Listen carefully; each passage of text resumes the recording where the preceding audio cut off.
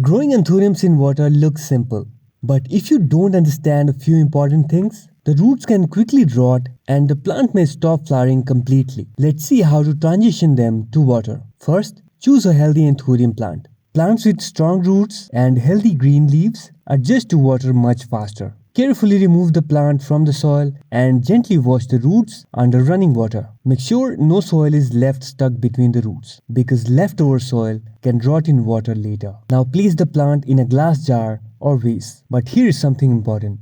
Only the roots should stay in water. The stem and crown of the plant should stay above the water level. You can add some perlite on top of water. It will help keep the plant above water. If the stem stays underwater for too long, it can start rotting very quickly. For water, use filtered water, rainwater, or chlorine-free tap water. Hard water with too many minerals can damage the roots over time and leave white deposits on the container. And don't forget to change the water regularly. In summer, change it every 7 to 10 days. In cooler weather, once every 10 to 15 days is usually fine. Fresh water keeps oxygen levels higher and prevents bacteria, algae, and bad smell.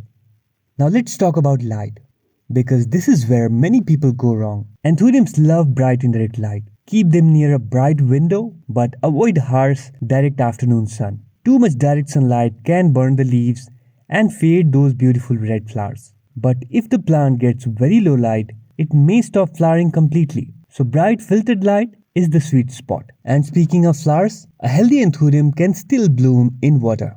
But flowering usually depends on three things: good light, stable warmth, and proper nutrition. Since there is no soil in water culture, the plant slowly runs out of nutrients. So once every 3 to 4 weeks, add a very diluted liquid fertilizer. To make anthuriums bloom, use a bloom boosting liquid fertilizer with higher phosphorus, diluted to 1/4 strength, every 3 to 4 weeks during spring and summer. For the best blooming results, keep the plant in bright indirect light, maintain high humidity, and make sure it's getting proper nutrients. But don't fertilize too often. Too much fertilizer in water can burn the roots and make the water dirty very fast. If you notice yellow leaves, it could mean over-fertilizing, poor water quality, or root rot. In that case, remove the plant, trim damaged roots, wash the container, spray the roots with 3% hydrogen peroxide to stop rot, and replace the water completely. Healthy roots should feel firm and look light colored. Dark, mushy, or smelly roots are signs of rot. Another common problem is algae growth. If the container turns green, it means too much light is hitting the water. You can either clean the container more often or switch to an opaque vase to block sunlight. Also try to keep the plant in a warm room. Anthuriums are tropical plants, so cold temperatures can slow growth and damage roots. And here is one extra tip. If your anthurium is newly moved from soil to water, it may drop 1 or 2 older leaves at first. That's normal.